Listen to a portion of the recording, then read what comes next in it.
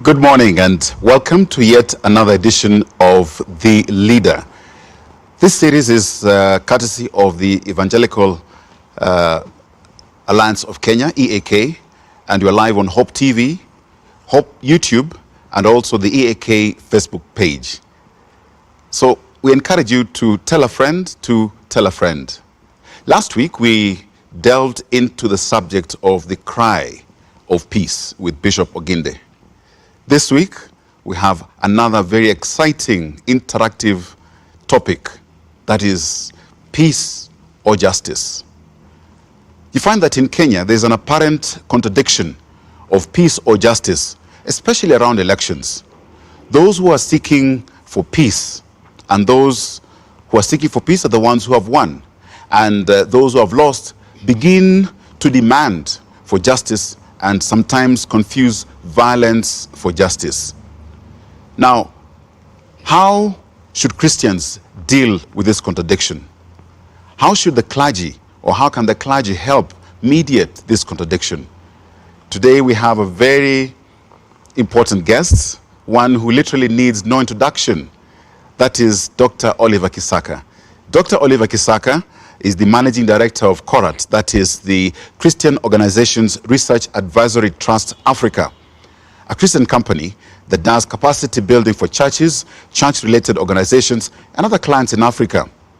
He has served previously as the chaplain of the Africa International University in 2017, managing consultant of Sola Gracia Associates in 2015 and 2016, Deputy General Secretary of the National Council of Churches of Kenya, that is NCCK, from 2003 to 2014.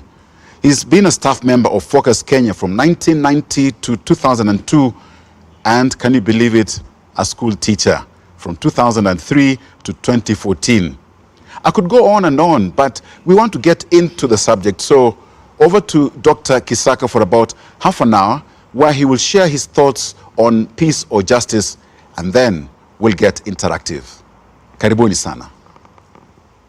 Thank you very much, Edmond. And I want to greet all our viewers, wherever you are across this world. In the name of our Lord Jesus Christ, good morning. I think it's a great privilege for me to be here to speak on the question of whether peace or justice. I remember vividly in the year 2008, just after we had had a very, very rough ride of an election, and there was a major dispute about the outcome of that election. The Kibaki team had been declared winner. The Raila Odinga team had therefore not been declared winner, and yet they thought that they are the ones who had won. That space was a very difficult space to operate in, because as the church we were trying to mediate for a kind of understanding that would bring the country back to a situation of normalcy. And so if you went and said, let there be peace, immediately the Raila team felt you are not a just person. You are not capable of justice. They ruled you out. And if you said there must be justice, the Kibaki team said you are not a peaceful person. You are interested in the destruction of the country. And so it was very difficult to mediate between these two groups. As you all remember, the country was burning. We had one of the worst violent circumstances we have ever experienced as a country. And very many people lost their lives, sadly and unfortunately. And yet later, the political leaders, after struggling with each other for a very long time, turned around, met somewhere, cut some deals, agreed, and put one another in power. And so they are in power, but people are lost, people have been hurt, displaced, disgruntled, and life had become so difficult. And I want to begin at that point because we are at a season that is fast approaching, which is an electioneering period. And already we can see that it is possible that tensions can rise that can set the country on a path that none of us expects. I want to just invite all citizens to be responsible citizens. It is our country, not just the politicians' country. They are looking for power, we are looking for life. And we are the ones who need to have the capacity to balance between peace and justice. From a biblical standpoint, these two are not contradictory at all. In fact, God is a God of peace and God is a God of justice, because none can exist without the other. In my view, I think the greatest challenge we face as a country is to be able to set up institutions that can be trusted, so that when a ruling has been done, people do not imagine they have been compromised in any way, and therefore are able to respect the decision and to settle down in peace. Now, the question of peace and justice comes up variously in the Bible, but one of the most amazing passages in this regard is actually Isaiah chapter 11. It's a bit of a long passage, but it's important. And they shall come forth a rod out of the stable of Jesse, and a branch shall grow out of his roots. And the Spirit of the Lord shall rest upon him, and the Spirit of wisdom and understanding, the Spirit of counsel and might, and the Spirit of knowledge and of the fear of the Lord. And shall make him of quick understanding in the fear of the Lord, and he shall not judge after the sight of his eyes, neither reprove after the hearing of his ears. But with righteousness shall he judge the poor, and reprove with equity for the meek of the earth. And he shall smite the earth with the rod of his mouth, and with the breath of his lips shall he slay the wicked. And righteousness shall be the girdle of his loins, and faithfulness the girdle of his reins. The wolf also shall dwell with the lamb, and the leopard shall lie down with a kid, and the calf and the young lion, and the fatling together, and a little child shall lead them. And the cow and the bear shall feed, their young ones shall lie down together. The lion shall eat straw like the ox, and the suckling child shall play on the hole of the asp, and the weaned child shall put his hand on the cockatrice den. They shall not hurt nor destroy in all my holy mountain, for the earth shall be full of the knowledge of the Lord as the waters cover the sea. The call for a balance, an understanding that settles us in a situation of peaceful coexistence is present everywhere in the Bible. The understanding that requires to come to this kind of engagement is the fact that each of us as individual human beings are created in the image of God, with likes, dislikes, capacities, trainings, experiences of the past. Every one of us is an individual with an opinion, with a perspective, with a preference. And these preferences are going to be laid out in the public space, where other people also exist with similar desires, aspirations, perspectives, and visions. So, dealing together in society is the question of an interaction of visions, perspectives, priorities, intentions. Each one of us is making a contribution. We are an independent human being that is seeking to make our presence known, that is seeking to participate, that is seeking to pursue his goals. We are going to rub one another one way or other. And so the art of how we discuss, how we fellowship, how we interact, how we persevere, how we hold on so that we may allow one another to fit within the space is a reality. If we are going to drive on those roads of ours, unless you can allow your neighbor to pass, you will not go anywhere, because all of you are going somewhere and all of you need to use the same road. So the difference between us and animals like wildebeest, for example, is that we can see, we can interpret, we can understand, and we can make decisions. And I think we need to come to this question of peace and understanding of justice from this direction. Justice, in simple terms, is the ethical idea that people are treated impartially, fairly, properly, and reasonably, whether by the law or by one another. Because then, whenever a person goes into the community, they are looking to be recognized as an individual human being, and they are looking to be treated rightly. And when you treat people with justice, there is peace in their hearts because they can interpret that you have treated them with justice. If you treat them unfairly, there will be a reaction because they can interpret that you have treated them unjustly. And so the question of justice is something that is visible.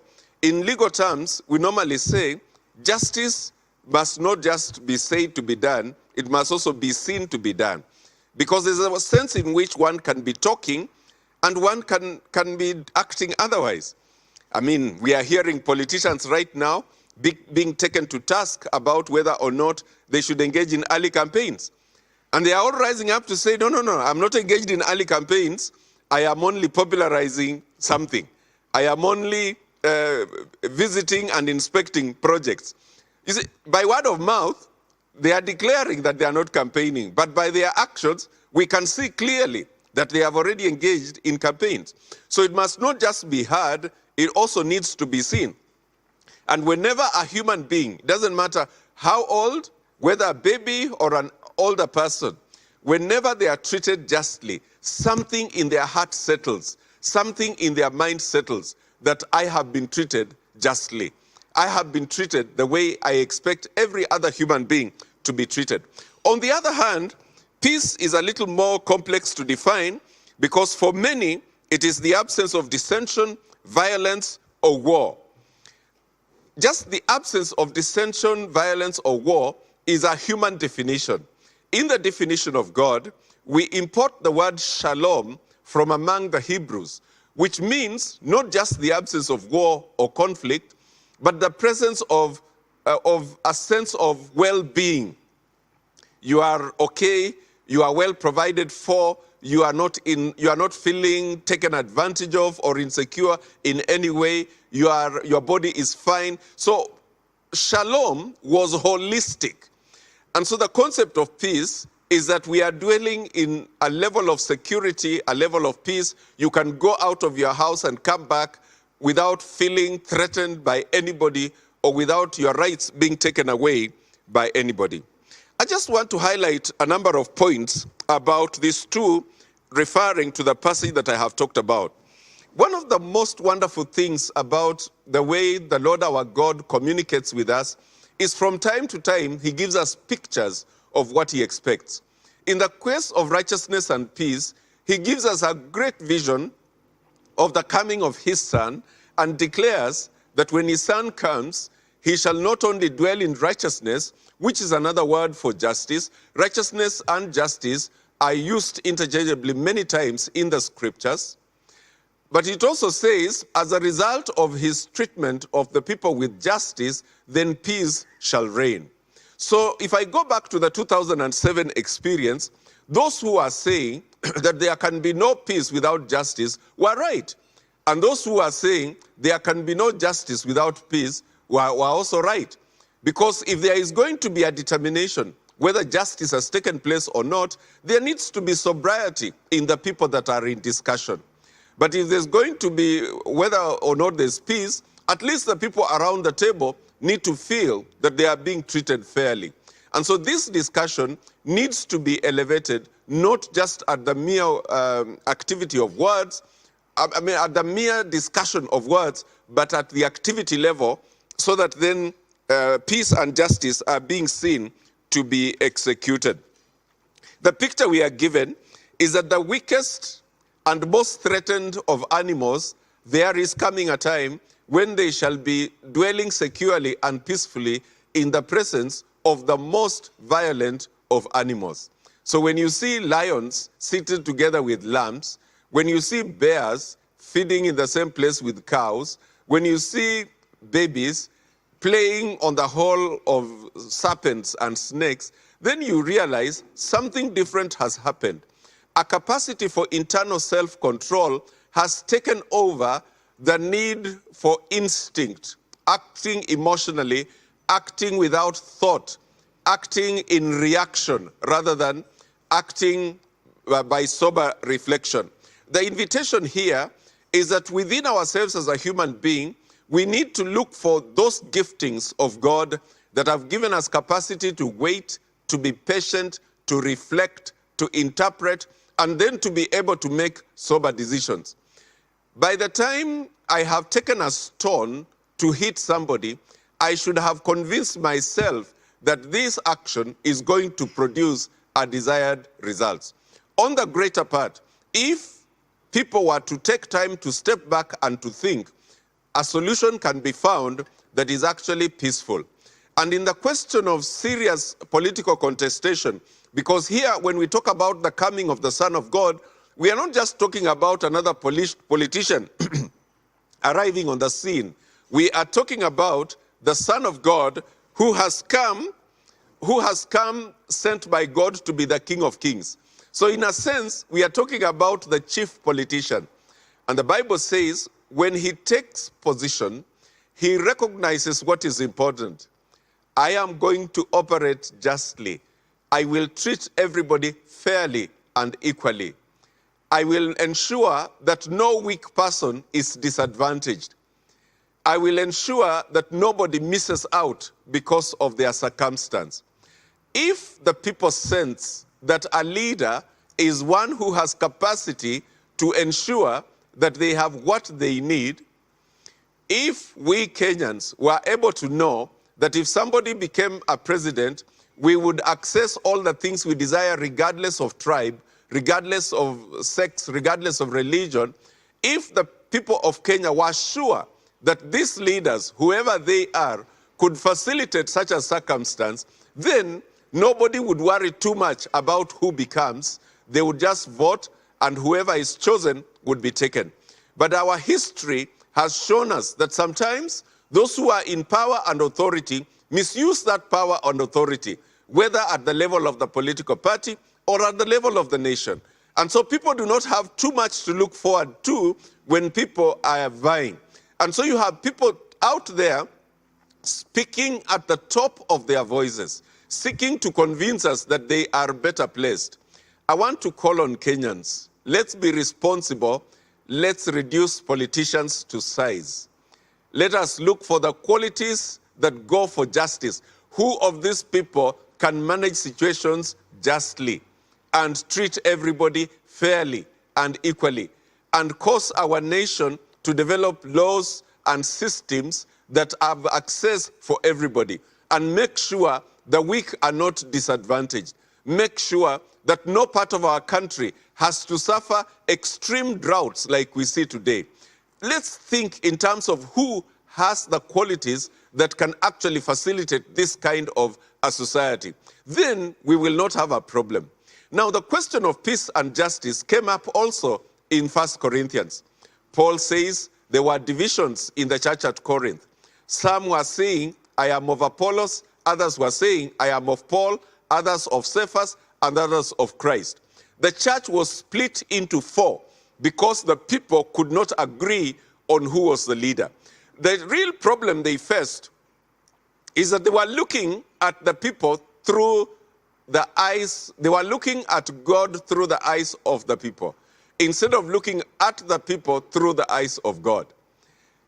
If we look at our politicians through the eyes of God, in other words, God is one, then we will, with God's wisdom, be seeking to know who we can choose for the sake of our leadership.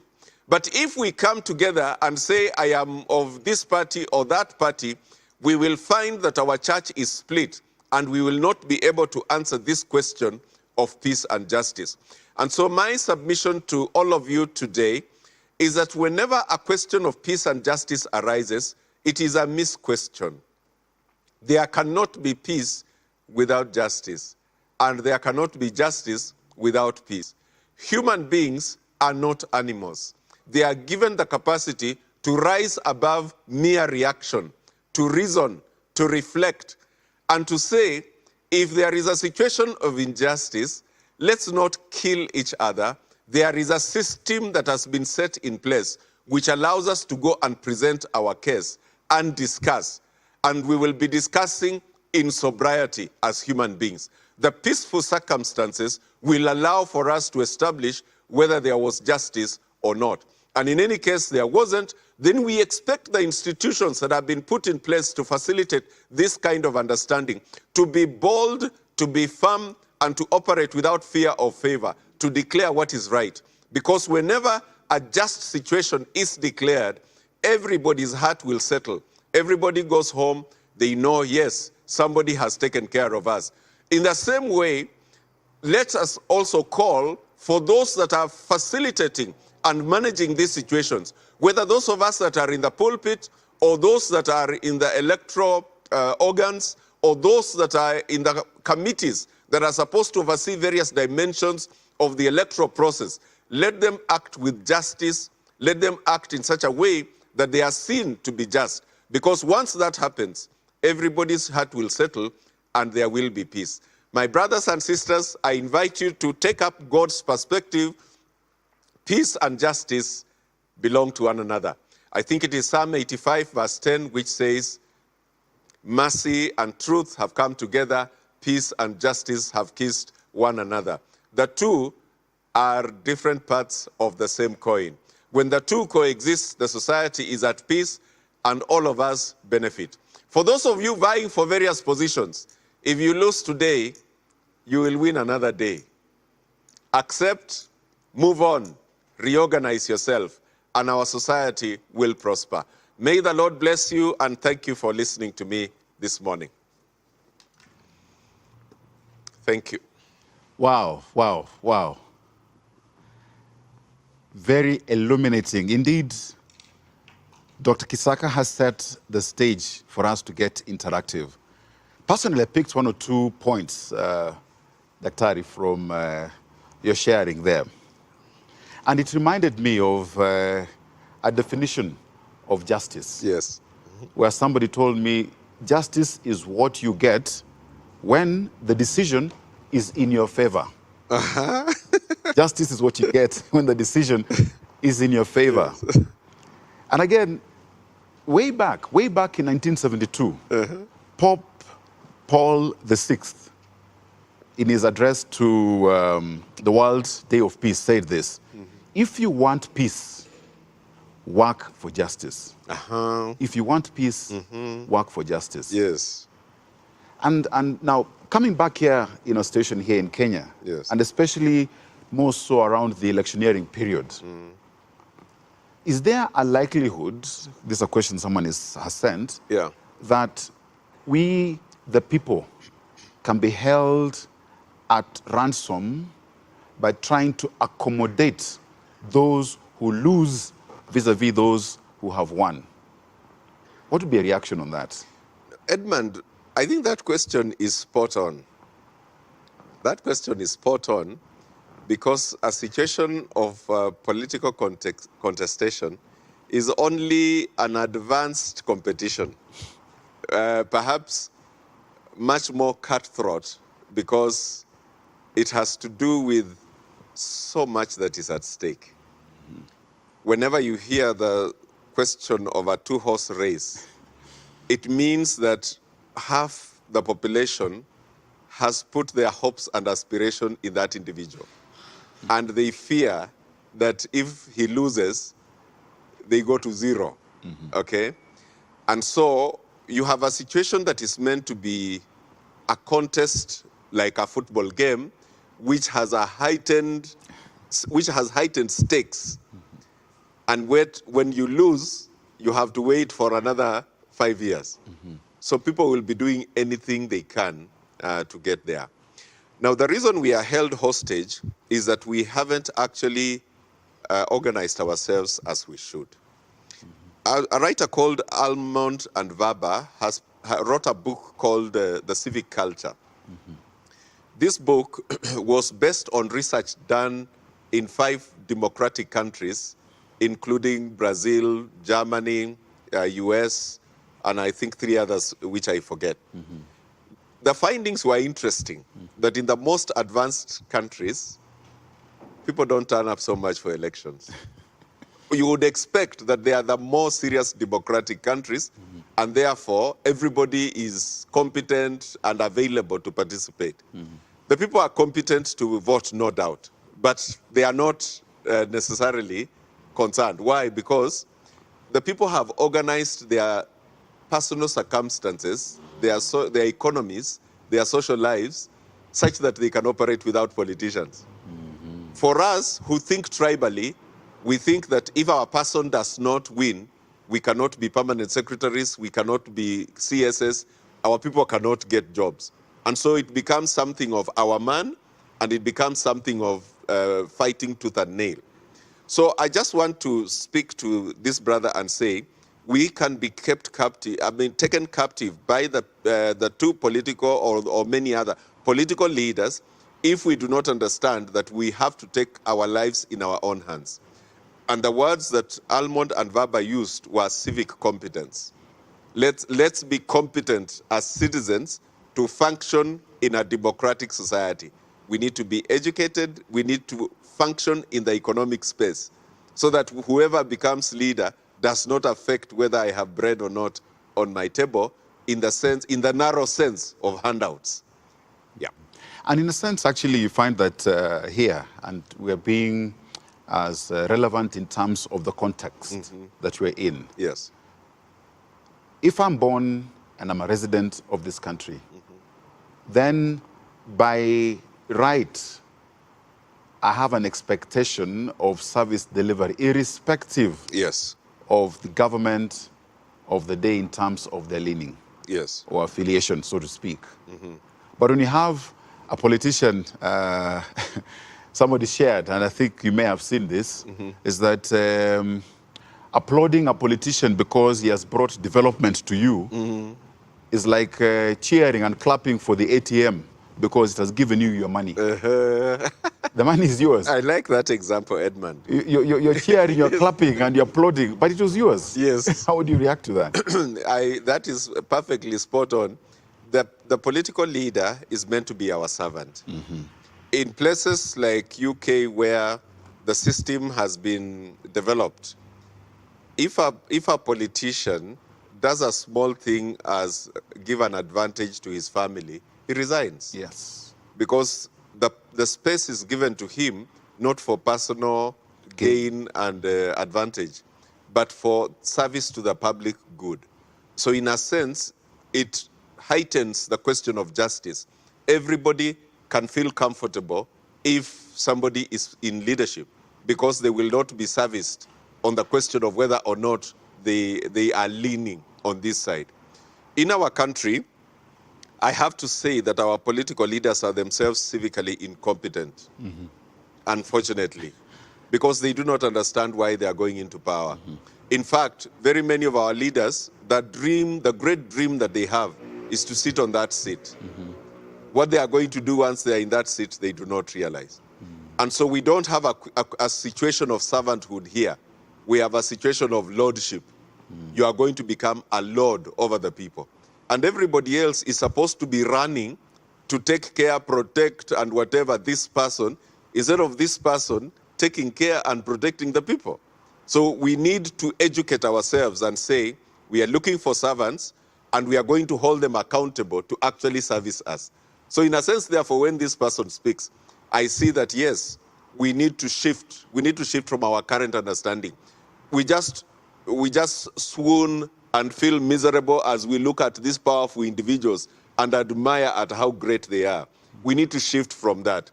We need to realize we are the employers. It is us who put our money in the ATM. And at any time we need our money, we can have it back. And the ATM has no choice but to release it because it is ours. So we put you in place to service us. And as soon as our leaders can realize that that's what they are called to, there will be great joy to everybody. There's a day I was in a context where I was speaking, and one of the great leaders of the area came. And I said to myself, if I was in charge of power, perhaps a wrong statement I made, because it might have been misconstrued as a declaration of intent. Intent, yeah. My boss, my senior at that time had just gone into politics, and people were not guessing where I would go. Yes. So I said, I would make sure that there is clean water in every corner. I would make sure that there is access road in every corner. I would make sure the services, the quality services of the county go to the farthest corner of the county. Why? so that when I have left office, I don't need a big car, I don't need a big house, I can just ride my bicycle and feel safe. Our situation is where we buy big cars because there are potholes. So we don't even realize that we are employed to fix potholes. Yeah? It's for me and me and me. And Kenyans need to demystify this thing. Leadership is not for them. It is for us. We should be putting people in office who service us. We should be calling them to account at any time that we can. As soon as we realize that, there's going to be a great shift, and we will have a very different quality of leadership in this country. Something you said in just in a short while ago, Yeah. is that you mentioned trust. And I suggest to us that you cannot legislate trust. The way you cannot legislate love.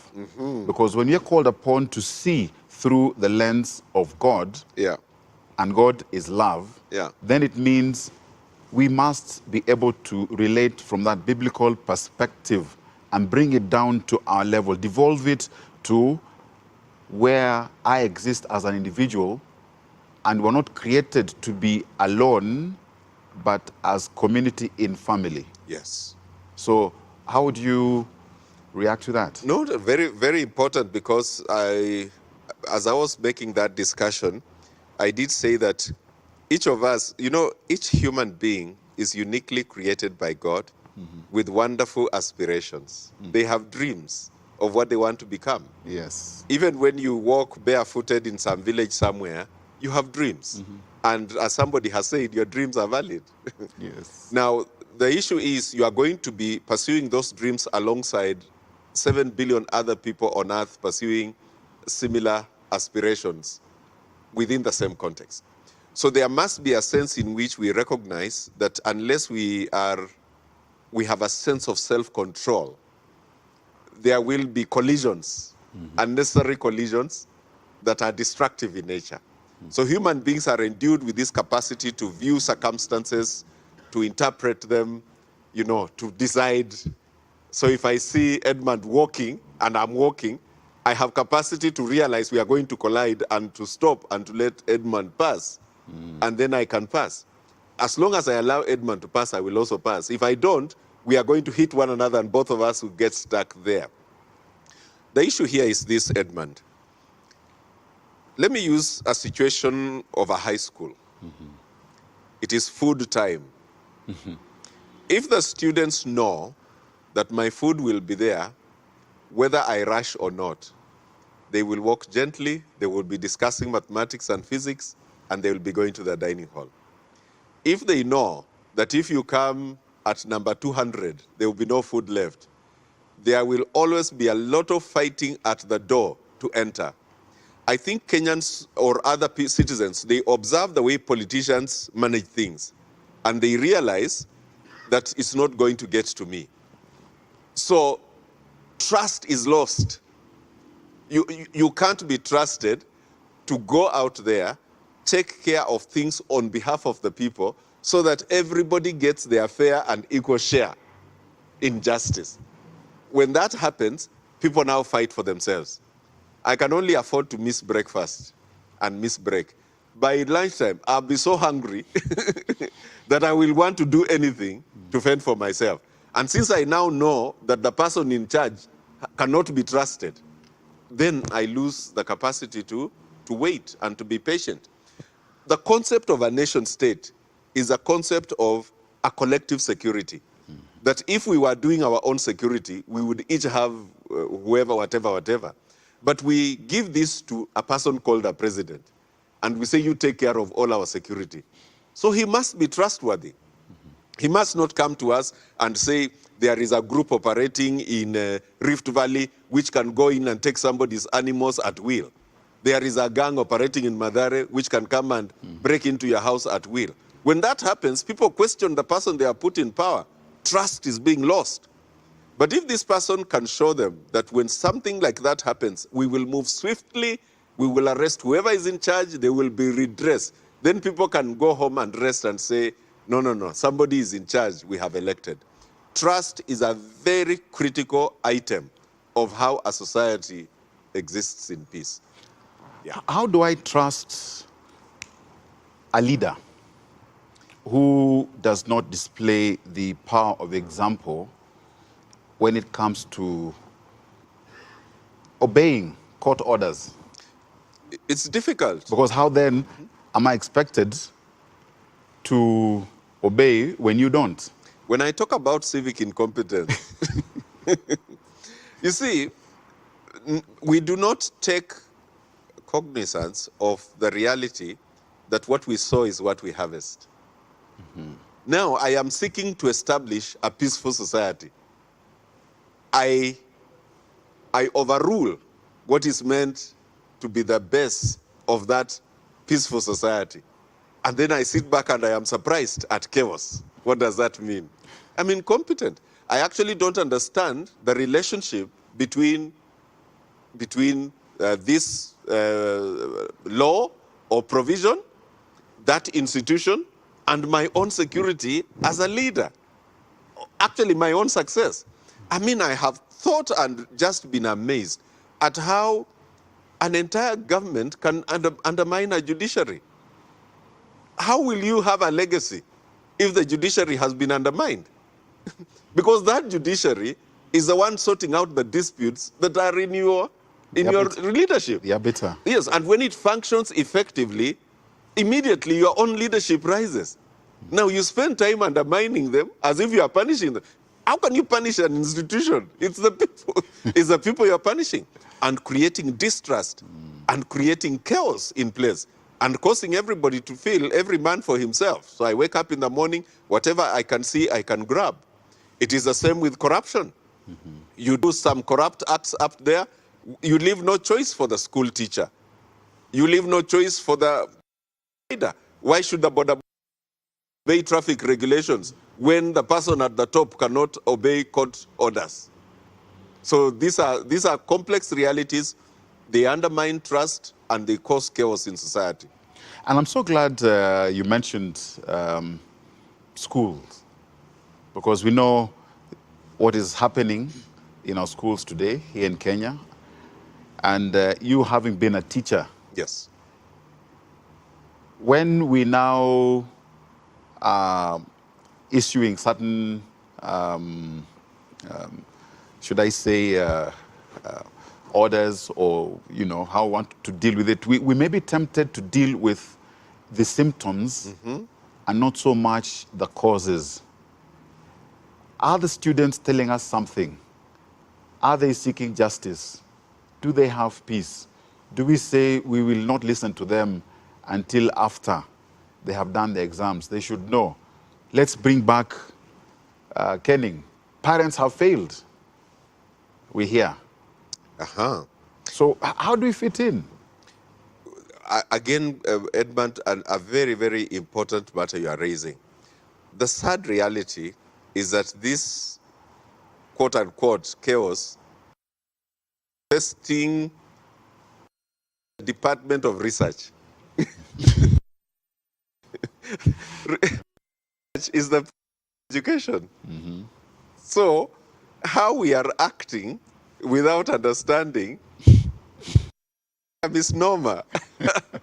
Unfortunately, whenever we have set up commissions for particular issues, it has been departments. So and so is on a commission. No idea what education is, no idea what research is, no interest in establishing the truth, no ability to information. They bring a report, but the chaos are still there. So yes, if the children are feeling mistreated and unjustly organized, then there's bound to be a reaction. But it is true that there is a failure on the part of parents, there is a failure on the part of the teacher, there's a failure on the part of the society. I just want to speak to every leader that is in this country. It's a very expensive thing to cut corners. I am impressed by a person who spoke, and this my wife told me I actually saw it on some media. A German lady is walking she gets to a red light. It's the red, there's a red light, there's a zebra crossing, but it also has a red light. So the red light comes on and she stops. No vehicle in sight. She stops. Then she's asked, but there's no vehicle. She says, you don't know which kids are watching. Exactly, yes. So why am I stopping? It's because there is a culture, a civilized culture, a culture that is meant to be implanted.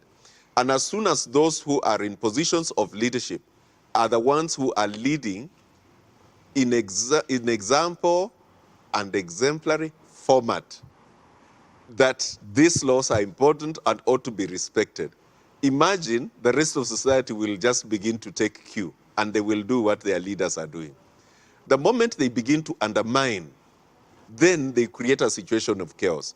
And for our young people, I think the political leaders have a part to play. They are sowing seeds of discord every day.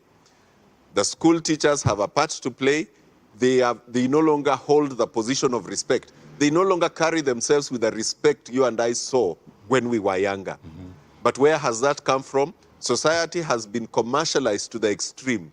Doctors are no longer interested in treating people for health. It's commercial. Lawyers are no longer litigating for purposes of justice. It's commercial. Judges are no longer judging for purposes of who is right and who's wrong. It's commercial. You know, everybody is commercial. If everybody has gone to the level of exploitation, and I keep asking, because the border is down there, why do you expect the border person to be organized and civilized? And here you find that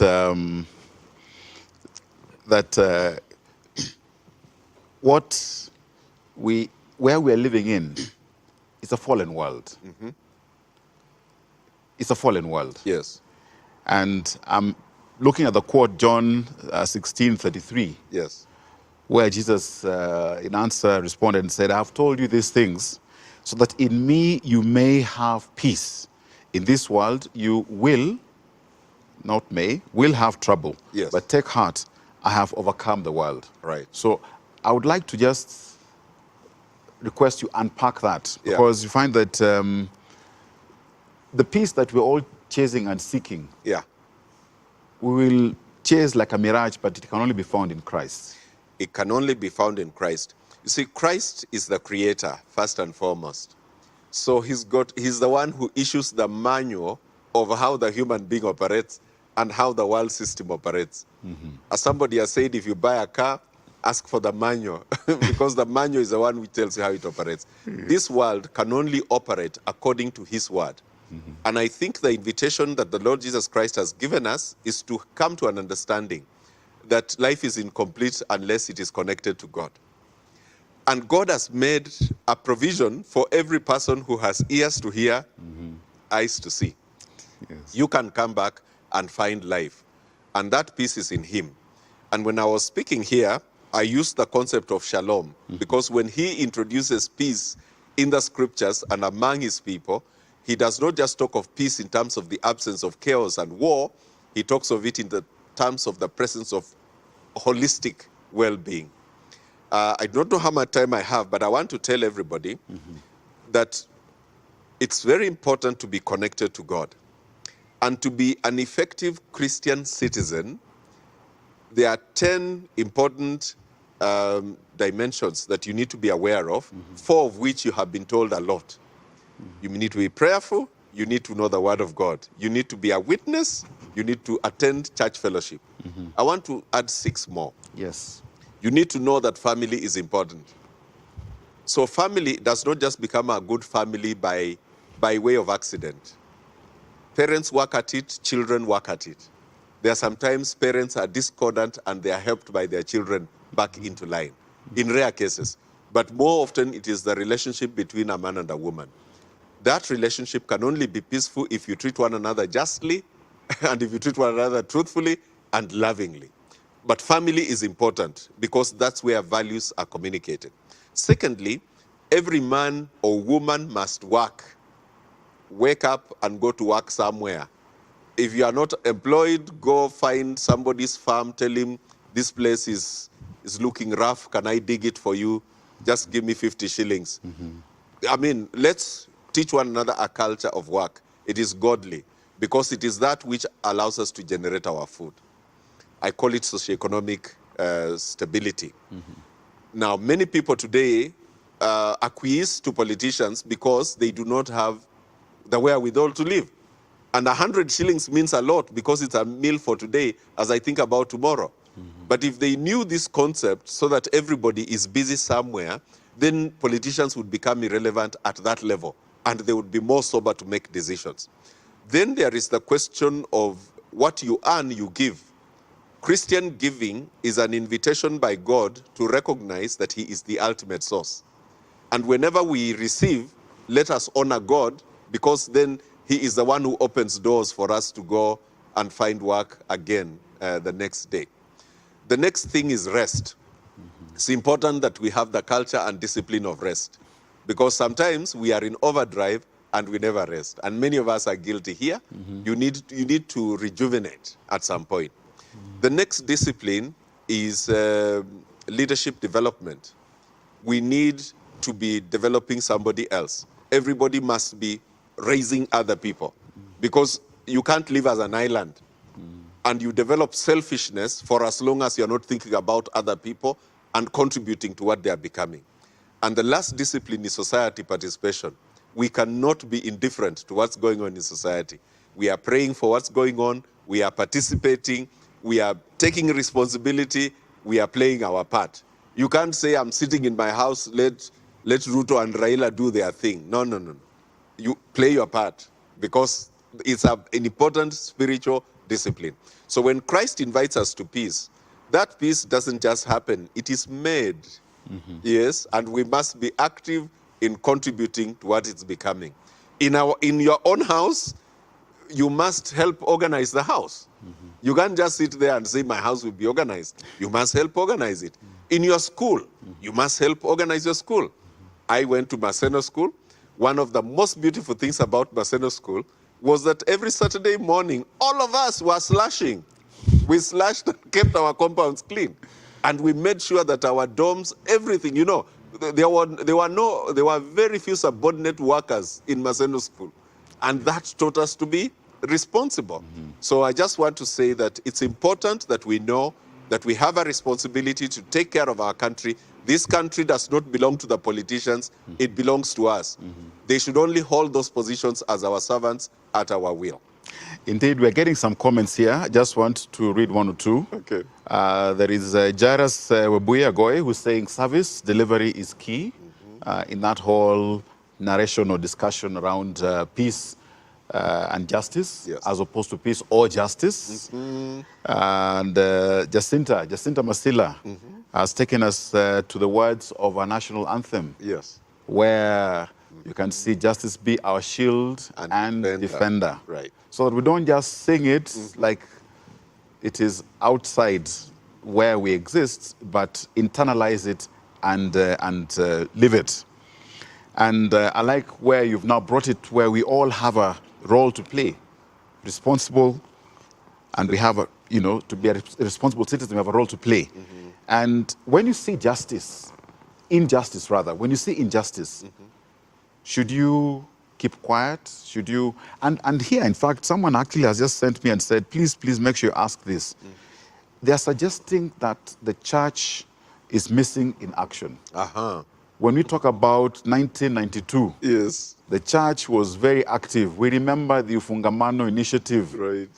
And the populace had reached a level where they said, you know what, you politicians, you can get out of the way. The church or the clergy will tell us who. Yes. Absolutely important comment. And we are in discussions with various church leaders. I think they need to come back to the stage as it is now. You see, the citizens are feeling exposed because the saga you are seeing between these 2 or 3 or 4 or 5 horse race at this point, they are all denying they are campaigning, but you can see they are very heated already. The saga, it's reducing into a monotonous saga. I think what we need is for there to be a third critical voice that is helping people remain sober and focus on the things that are important. And I know various church leaders are hearing me. I am a church leader. Sitting here, the things I am saying ought to be a contribution to the discussion of what church leaders are saying. And we are saying, it's not just those two, it's us. Let's be doing something. There's a way forward. I like the one who has said that it's about service delivery. So then the question must be that this process of electioneering is an interview process where we are trying to determine who of those that have applied for this job are best placed to offer service. And we must not be shy to therefore say this one, regardless of whether they are from our tribe or not. We look for the best. I also like the one who recognizes the national anthem. It recognizes that justice be our shield and defender. Justice must be seen to be done.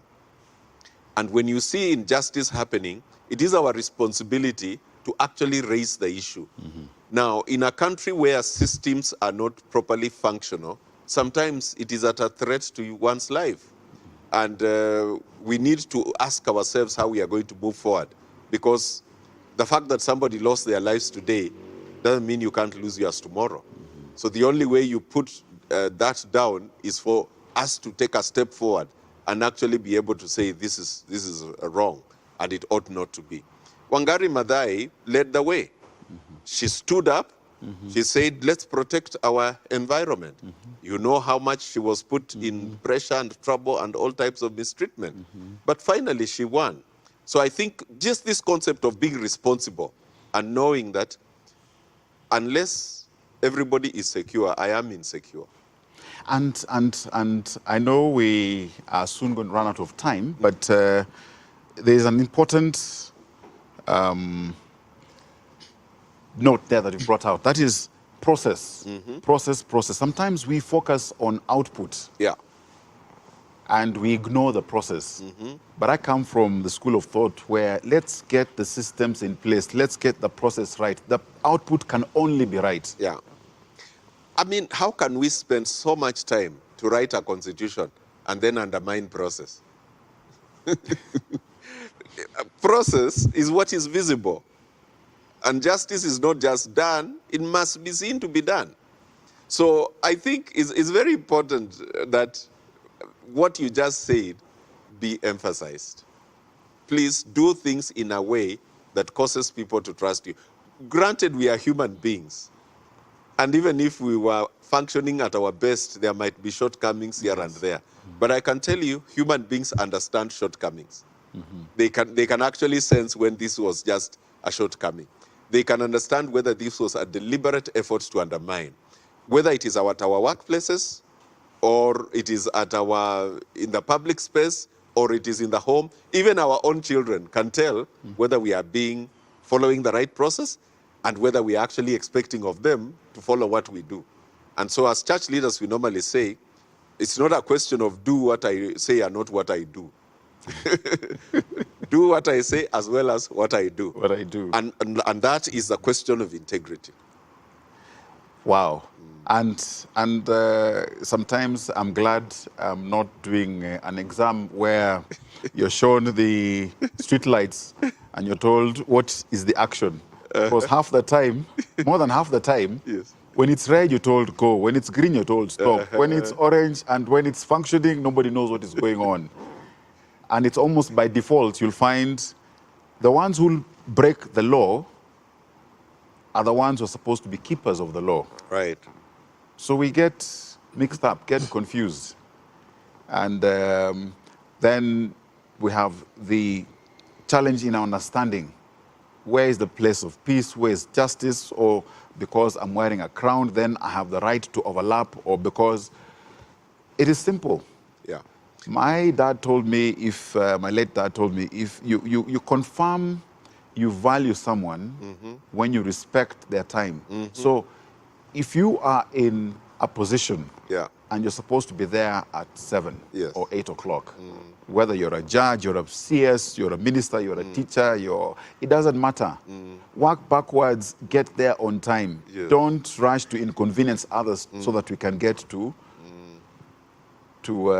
know that, yes, you are passing, it is you who has the right of way, because we're all equal in the eyes of the Lord. And especially when after you leave office, the day you leave office, you will become a raya, as we call them in Kenya, at that spot. Yes. The government vehicle will be taken away, the police will be taken away, where you are sitting, so that you walk out of there now to say, can I get an Uber or wherever? So somebody said, when you go up, be careful because you will come down. You will lead them. And you will lead the people when you come down here. It's very critical that we as a citizen people understand that we have this responsibility. And I could encourage Kenyans and say, Kenyans have had very impressive sports in the past.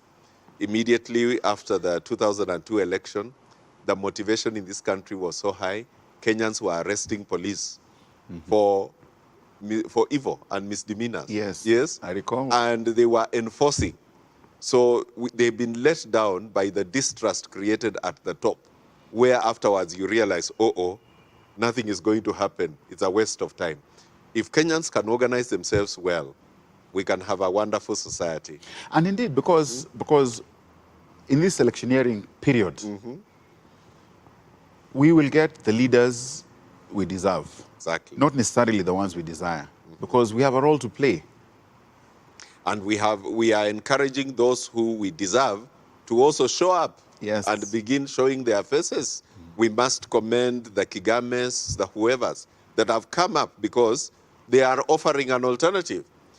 They may introduce themselves this year. Who knows? In another 2-3 years, we might see a very significant difference. So we are just saying, when we always have a choice between two evils, then you end up with evil. But if you can have a choice between people who have shown some level of aptitude, then there is hope rising. And I think there must be a shift from negative ethnicity, from violence, chaos, to ideas, to discussion of priorities, discussion of laws, policies, and things which can actually go for the structuring of society so that everybody has a place.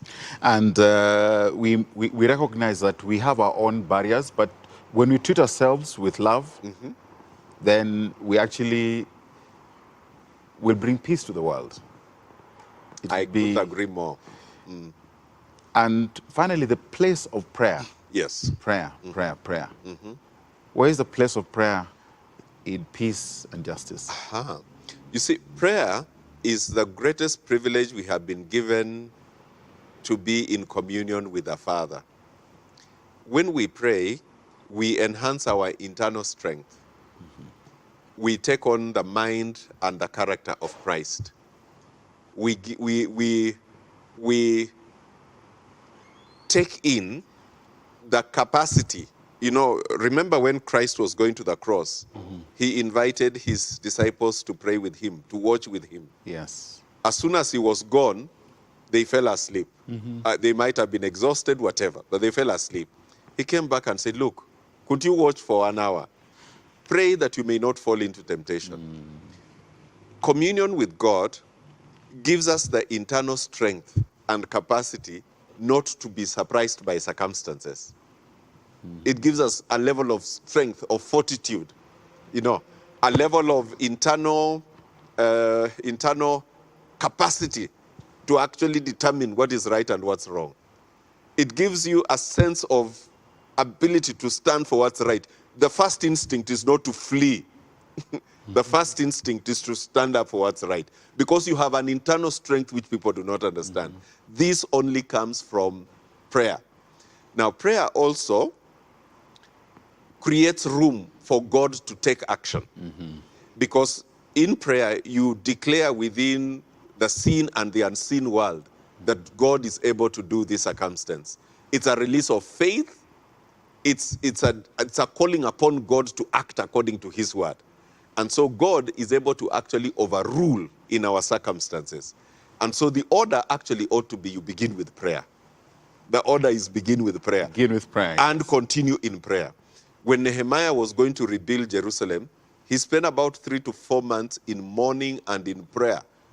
Read, fasting, calling upon God, expressing concern about what is in an ungodly format, and pleading with God to restore what he desires. Now, when that happened, then when he began to take action, everything was flowing. So prayer, yes. Underline prayer. Prayer, wow. We've been so privileged. Thank you so much, Dr. Kisaka. You've given us nuggets of wisdom. You've given us perspective where we all have a role to play. And indeed, it is not peace or justice. Peace and justice. It's not one after the other, or one following the other, or one preceding the other. They coexist. Stay tuned, because next week we will delve into yet another topic in the leadership, courtesy of the Evangelical Alliance of Kenya. Thank you so much, Daktari, for sharing with us. And we look forward. Tell a friend to tell a friend. Take care of yourselves and each other. It's Kwaheri from us. Thank you very much. Kwaheri, thank you.